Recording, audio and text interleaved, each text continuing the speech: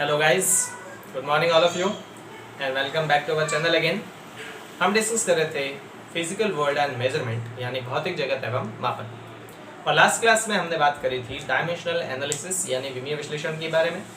उसमें हमने 3 टॉपिक पढ़ने हैं, जिसमें से पहला टॉपिक हम पढ़ चुके हैं जो है किसी भी भौतिक सूत्र की सत्यता की जाँच करना। उसके लिए हम डायमेंशनल एनालिसिस का यूज़ करते हैं। अगर किसी भी भौतिक सूत्र के राइट हैंड साइड की डायमेंशन उसके लेफ्ट हैंड साइड की डायमेंशन के बराबर आती है तो वो भौतिक सूत्र सत्य होता है, अन्यथा वो सत्य नहीं होता। इसके हमने कुछ एग्जांपल्स लिए थे। उसके बाद हमने बात करी थी भौतिक राशियों के बीच अंतर संबंध के बारे में, यानी कोई फॉर्मूला बनता ही कैसे। कोई फिजिकल क्वांटिटी अगर किसी दूसरी फिजिकल क्वांटिटी पर डिपेंड करती है तो किस प्रकार से डिपेंड करती है, उसके बारे में हमने डायमेंशनल एनालिसिस में डिस्कस किया था। आज हम उसी टॉपिक को और थोड़ा आगे डिस्कस करेंगे और उस पर 1-2 क्वेश्चन और डील करेंगे, जिससे ये कॉन्सेप्ट बहुत अच्छी तरह से आपके क्लियर हो जाए। तो गाइस चलिए शुरू करते हैं आज का सेशन। हम बात कर रहे हैं application of dimensional analysis. Application of dimensional analysis.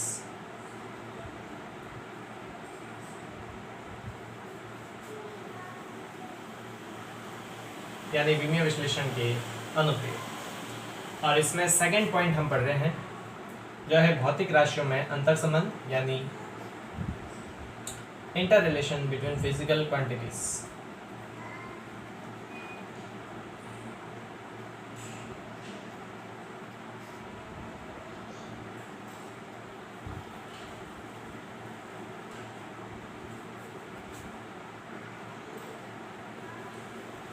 ठीक है, हमने ये डिस्कस किया है गाइस कि कोई भी फिजिकल क्वांटिटी किसी दूसरी फिजिकल क्वांटिटी पे डिपेंड तो करती है, किस तरह से डिपेंड करती है वो हम इस डायमेंशनल एनालिसिस से पता लगाते हैं।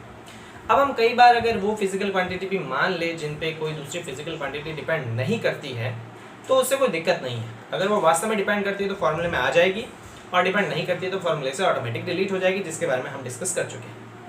हम एक क्वेश्चन लेते हैं और इस क्वेश्चन को आज सॉल्व करते हैं। देखिए क्वेश्चन ये है कि अभिकेंद्रीय बल F का मान कण के द्रव्यमान पर, उसके वेग पर और वृत्ताकार पथ की त्रिज्या पर निर्भर करता है। तो अभिकेंद्रीय बल का सूत्र व्युत्पन्न करना है। अब अभिकेंद्रीय बल बेसिकली क्या होता है? देखिए, जब भी कोई वस्तु वृत्ताकार पथ पर गति करती है तो उसमें सदैव केंद्र की तरफ एक बल लगता है और उसी बल को हम अभिकेंद्रीय बल कहते हैं। बिना अभिकेंद्रीय बल के वृत्ताकार गति संभव नहीं होती। आप अगर किसी पत्थर को किसी धागे से बांधकर उसको घुमाते हो तो बेसिकली आप कर क्या रहे हो? वो पत्थर घूम क्यों रहा है? वो पत्थर इसलिए घूम रहा है क्योंकि आप उसको घुमा रहे हो सेंटर से पकड़कर। अगर आप उसको घुमा रहे हो तो उस स्थिति में आपका हाथ सेंटर पोजीशन पे होता है और आप उसको बार बार खींचने का प्रयास करते हो और उस खींचने के प्रयास की वजह से ही वो वृत्ताकार पथ पर गति करता है। तो जब भी कोई वस्तु वृत्ताकार पथ पर गति करता है तो सदैव केंद्र की ओर एक बल लगता है और केंद्र की ओर उस लगने वाले बल को अभिकेंद्रीय बल कहते हैं और उसी की वजह से वो वस्तु वृत्ताकार पथ पर गति करती है। ये हम चैप्टर में आगे पढ़ेंगे जब अपन फिजिक्स और आगे डिस्कस करेंगे, तो इन सभी फिजिकल क्वांटिटीज़ के बारे में बहुत डीप डिस्कस करेंगे, अच्छे से पढ़ेंगे। बट ये है, अभी आपको केवल ये जानना है कि वृत्ताकार पथ पर गति करती हुई किसी भी वस्तु के लिए सदैव एक केंद्र की तरफ बल कार्य करता है और उसी बल को अभिकेंद्रीय बल कहते हैं। अब ये अभिकेंद्रीय बल डिपेंड करता है किन किन राशियों पर डिपेंड करता है? ये अभिकेंद्रीय बल डिपेंड करता है पहला उस वस्तु के द्रव्यमान पर। अगर मान लो आपको एक 5 किलोग्राम की बॉल दी जाए और एक 10 किलोग्राम की बॉल दी जाए, दोनों को आपने धागे से बांधा है और फिर दोनों को आपको घुमाना है, तो किसको घुमाना ज़्यादा आसान रहेगा? ऑफ कोर्स 5 किलो वाली को घुमाना ज़्यादा आसान रहेगा और 10 किलो वाली को घुमाना बड़ा मुश्किल होगा। तो इसका मतलब आपने जितना बल लगाया है, जो अभिकेंद्रीय बल लग रहा है, वो द्रव्यमान पर निर्भर करता है। द्रव्यमान कम होगा तो अभिकेंद्रीय बल कम लगेगा, द्रव्यमान ज़्यादा होगा तो अभिकेंद्रीय बल भी क्या लगेगा? ज़्यादा। दूसरा, वेग पर। अभिकेंद्रीय बल जो लगा रहे हैं वो वेग पर निर्भर करता है। अगर मैं कहूँ कि आपको किसी पत्थर को धीरे से घुमाना है और दूसरी कंडीशन में अगर आपको उसको फास्ट घुमाना है तो किस स्थिति में आपको ज़्यादा बल लगाना पड़ेगा? तो ऑब्वियस सी बात है, जब आप उस पत्थर को फास्ट घुमाओगे तो आपको बल ज़्यादा लगाना पड़ेगा। मतलब हमें ये पता है कि बल का मान वेग पर भी निर्भर करता है। अगर वेग बढ़ाएंगे तो बल का मान भी बढ़ेगा। और तीसरी कंडीशन, त्रिज्या पर। मान लेते हैं आपको पहले जो धागा दिया गया है वो 1 मीटर लंबा है और आप उसको घुमा रहे हो, और दूसरी बार आपको जो धागा दिया है वो 2 मीटर लंबा है और फिर आप उसको घुमा रहे हो, तो किसको घुमाना ज़्यादा आसान रहेगा? कहीं ना कहीं आपको पता चलेगा कि भाई छोटे धागे में और बड़े धागे में आपको बल का डिफरेंस मिलेगा। मतलब छोटे धागे में या तो बल ज़्यादा लगेगा या बड़े वाले धागे में बल ज़्यादा लगेगा या कम लगेगा। मतलब जो अभिकेंद्रीय बल लग रहा है वो घुमाने वाली वस्तु के द्रव्यमान पर निर्भर करता है, उसके वेग पर निर्भर करता है और उस वृत्ताकार पथ की त्रिज्या पर निर्भर करता है। अब कैसे निर्भर करता है वो हमें नहीं पता, हमें तो केवल ये पता है कि ये बल इन कारकों पर निर्भर करता है। कैसे निर्भर करता है उसको ज्ञात करने के लिए हम डायमेंशनल एनालिसिस का यूज करेंगे। तो क्वेश्चन स्टार्ट करते हैं गाइस। क्वेश्चन है, पहले अपन क्वेश्चन ही लिख लेते हैं। क्वेश्चन है, यदि किसी वस्तु पर कार्यरत अभिकेंद्रीय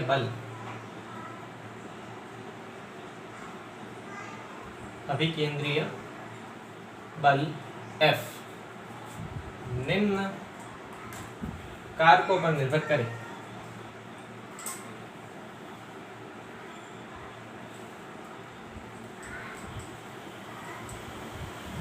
कौन कौन से कारक? द्रव्यमान m, वेग v एवं पथ की त्रिज्या r। r। तो अभिकेंद्रीय बल का सूत्र व्युत्पन्न कीजिए। अभिकेंद्रीय बल का सूत्र व्युत्पन्न कीजिए।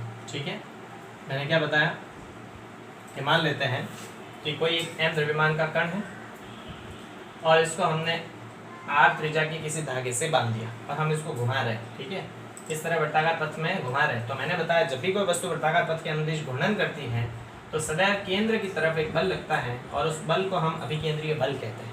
अब ये अभिकेंद्रीय बल डिपेंड करता है इस द्रव्यमान पर, त्रिज्या पर और ये जिस वेग से गति कर रहा है उस वेग पर। किस प्रकार से निर्भर करता है वो हमें नहीं पता, इसलिए हम डायमेंशनल एनालिसिस का यूज करेंगे। ठीक है, तो हम क्या करते हैं, सबसे पहले जो फिजिकल क्वांटिटी जिन फिजिकल क्वांटिटी पे डिपेंड करती है उसको हम उसके समानुपाती लिख देते हैं। सॉल्यूशन में किस तरह से लिखेंगे, बल F किस किस पर निर्भर करता है? बल F निर्भर करता है द्रव्यमान m पर, वेग v पर और त्रिज्या r पर। ये मैंने mvr लिखा, आप चाहो तो पहले v लिख लो, फिर r लिख लो, फिर m लिख लो, कोई फर्क पड़ने वाला नहीं। अब ये निर्भर करते, लेकिन कैसे निर्भर करते हैं हमें नहीं पता, मतलब इनकी क्या पावर आएगी वी डोंट नो। सो हम इसकी पावर अपने हिसाब से दे देते हैं, से a, b and c। Clear? अब समानुपाती चिन्ह जब हटता है तो हमेशा एक कांस्टेंट लगता है, तो उस कांस्टेंट को हम लिख देते हैं k, v to the power a, r to the power b, m to the power c से इक्वेशन फर्स्ट। इसको अपन इक्वेशन फर्स्ट देते हैं। उसके बाद सभी जो फिजिकल क्वांटिटीज है उनके डायमेंशनल फॉर्मूला हम लिखेंगे, विमीय सूत्र लिखेंगे। ठीक है, तो क्या लिखेंगे गाइस, विमीय सूत्र लिखने पर, विमीय सूत्र लिखने पर अब सभी के विमीय सूत्र आई होप आपने अभी तक याद कर लिए होंगे, क्योंकि हम बार बार इन्हीं फिजिकल क्वांटिटीज का यूज़ कर रहे हैं और उनके डायमेंशनल फार्मूलों का भी यूज़ कर रहे हैं। तो आई होप आपको ये फार्मूला याद हो गए होंगे और ज़्यादा जितनी प्रैक्टिस करोगे आपको ये फार्मूले याद होते जाएंगे। ठीक है, और नहीं भी होते तो आपको मैं इससे पहले वाले वीडियो लेक्चर्स में बता चुका हूँ कि इंडिविजुअल फिजिकल क्वांटिटीज के डायमेंशनल फार्मूले बनते कैसे। तो आपने वो वीडियो लेक्चर नहीं देखा है then go and watch that video first, उसको आप पहले देखिए। बल की डायमेंशनल फार्मूला हमारे पास होता है, क्या होता है, m1 l1 t-2। ठीक है, वेग का विमीय सूत्र हमारे पास क्या होता है, m0 l1 t-1। r एक त्रिज्या है और त्रिज्या एक प्रकार की लंबाई है, तो इसका विमीय सूत्र m0 l1 t0 और द्रव्यमान m का विमीय सूत्र आ जाएगा m1। l इसमें नहीं होता, t इसमें नहीं होता। तो ये सभी के मेरे पास विमीय सूत्र आ गए। इन विमीय सूत्र का अपन कहाँ रख देते हैं, मान रख देते हैं। तो यहाँ पे हम इनके रख देते हैं मान, मान रखने पर। ठीक है गाइस, तो इनके मान रख देते हैं समीकरण में। f की जगह इसकी डायमेंशन, बाकी सभी की जगह इनकी डायमेंशन रख देते हैं। f की जगह इसकी डायमेंशन आ जाएगी m1 l1 t-2 is equal to k की कोई डायमेंशन नहीं, so it is a dimensionless quantity. v की dimension m1 l1 t-1, m0 l1 t-1। अब इस पूरे की पावर a है तो इस पूरे की पावर भी a आ जाएगी, इनटू यहाँ पर r की डायमेंशन, ये रही इसकी b है पावर, तो इस पूरे की पावर भी b आ जाएगी। क्या आ जाएगा m0 L1 T0 to the power b और इनटू m की डायमेंशन इस पूरे की पावर c, तो उसकी भी पावर c। ये आ जाएगा m1 L0 T0 to the power c, right. यहाँ से आ जाएगा m1 L1 T minus 2 is equal to k m to the power 0 into a 0, 1 into a 1, minus 1 into a minus a into m to the power 0, 1 into b ये b, 0 into b 0 into 1 into c 0 into c 0, 0 into c 0। आधार समान है और गुणा में हो तो घातें जुड़ जाती हैं। यहाँ पर आ जाएगा m to the power 1 L1 t minus of 2 is equal to k m to the power 0 plus c, ये आ जाएगा c, l to the power a plus b plus 0, तो a plus b, t to the power minus a 0 and 0, तो minus का a। Clear. अब हम क्या देखते हैं, आधार समान है तो इनकी घातें भी समान होगी, तो तुलना करते हैं। तुलना करने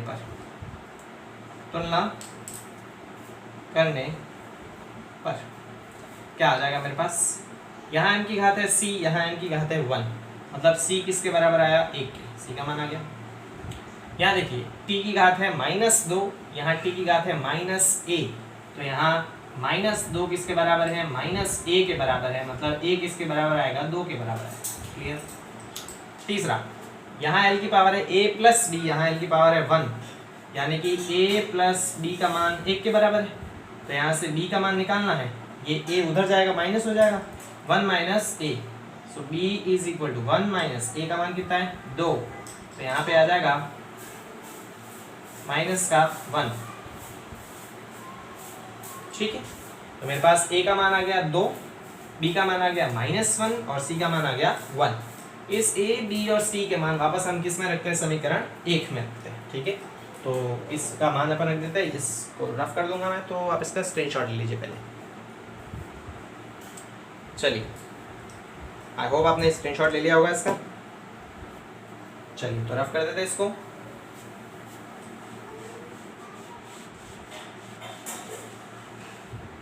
इस a, b और c के मान इक्वेशन 1 में रखने पर a, b एंड c का मान इक्वेशन 1 में रखने पर क्या आता मेरे पास, f is equal to k v to the power a का मान कितना है 2, r to the power b का मान कितना है -1, m to the power c का मान कितना है 1। Clear. f is equal to ये m, अच्छा k पहले है, फिर आ जाएगा k m v स्क्वायर, और ये r की पावर ऊपर माइनस है, नीचे आएगी तो प्लस हो जाएगी r। तो ये मेरे पास फॉर्मूला आ जाता है किसका, अभिकेंद्रीय बल का। जब भी कोई m द्रव्यमान का कण v वेग से r त्रिज्या के वृत्ताकार पथ पर चक्कर लगाता है, तो उसके केंद्र की तरफ लगने वाले बल का फॉर्मूला आएगा kmv स्क्वायर अपॉन r। अब ये k तो कांस्टेंट है, इसकी वैल्यू अपन एक्सपेरिमेंट से फाइंड आउट करते हैं। बाय एक्सपेरिमेंट k का मान हमें 1 प्राप्त होता है। अब ये 1 कैसे प्राप्त होता है, ये बाय एक्सपेरिमेंट प्राप्त होता है, यहाँ इसके लिए कोई एक्सक्यूज नहीं। सो f इज इक्वल टू ये आ जाएगा mv स्क्वायर अपॉन r। इसे अपन सेंट्रीपिटल फोर्स भी कहते हैं इंग्लिश में। तो अभिकेंद्रीय बल का जो फॉर्मूला आता है हमारे पास, वो आता है mv स्क्वायर अपॉन r। जब भी कोई m द्रव्यमान का कण r त्रिज्या के वृत्ताकार पथ पर v वेग से चक्कर लगाता है, तो उसके केंद्र की तरफ जो बल लगता है वो आता है mv स्क्वायर अपॉन r। आगे जब अपन फिजिक्स में चैप्टर पढ़ेंगे तब इस अभिकेंद्रीय बल के बारे में भी डीप डिस्कशन करेंगे। ये फॉर्मूला आता तो इस तरह से है, लेकिन वास्तव में इसका डेरिवेशन हम अलग तरीके से भी करेंगे जब अपन मोशन के बारे में पढ़ेंगे। ठीक है गाइस, तो आप इसका स्क्रीनशॉट ले लीजिएगा, फिर मैं इसको रफ कर देता हूँ।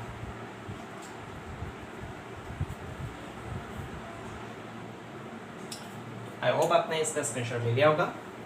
तो गाइस, ये डायमेंशनल एनालिसिस का सेकेंड पॉइंट था, जिसमें हम भौतिक राशियों के बीच अंतर संबंध के बारे में डिस्कस करते हैं और ये देखते हैं कि कोई फिजिकल क्वांटिटी अगर किन्हीं दूसरी फिजिकल क्वांटिटीज़ पर डिपेंड करती है तो उनके बीच रिलेशन किस तरह से फाइंड आउट किया जा सकता है, सूत्र किस प्रकार से व्युत्पन्न किया जा सकता है। अब हमारे पास डायमेंशनल एनालिसिस में लास्ट तीसरा पॉइंट बाकी रह जाता है, जो है भौतिक राशि के आंकिक मान को एक मात्रक पद्धति से दूसरी मात्रक पद्धति में बदलना है। याद रखिए, हम न्यूमेरिकल वैल्यू को चेंज करेंगे। हमने पढ़ा था कि बेसिकली 3 प्रकार की मात्रक पद्धतियां हमने देखी थी, MKS, FPS और CGS। इन तीनों मात्रक पद्धतियों में किसी भी भौतिक राशि का अगर कोई आंकिक मान दे रखा है, तो अगर एक पद्धति में उसका आंकिक मान कुछ और होगा तो दूसरी पद्धति में उसका आंकिक मान कुछ और होगा। मान लेते हैं हम MKS पद्धति की बात करें, तो MKS पद्धति में हम मीटर किलोग्राम सेकंड पद्धति भी कहते हैं और CGS पद्धति का सेंटीमीटर ग्राम सेकंड पद्धति भी कहते हैं। MKS पद्धति में अगर हम लंबाई को 10 मीटर लिखेंगे, तो वही CGS पद्धति में उस मीटर की जगह सेंटीमीटर लिखना पड़ेगा और 1 मीटर में 100 सेंटीमीटर होते हैं। तो अगर MKS पद्धति में कोई वस्तु 10 मीटर लंबी है तो CGS में वो कितनी हो जाएगी, उसको हम चूंकि 1 में 100 मीटर होते तो उसके हिसाब से कन्वर्ट कर देंगे। ठीक है, इसी प्रकार से हम अगर MKS पद्धति में किलोग्राम में मापते हैं तो CGS में ग्राम में मापते हैं। तो कुल मिला के बात यह है कि कोई भी भौतिक राशि का आंकिक मान किसी एक पद्धति में कुछ और होगा और दूसरी पद्धति में कुछ और होगा। तो इनकी एक पद्धति से दूसरी पद्धति में आंकिक मान को किस प्रकार से बदला जाता है उसके बारे में हम डिस्कस करेंगे हमारे आगे वाले वीडियो लेक्चर में। तो मिलते हैं गाइस नेक्स्ट वीडियो में। Thank you so much.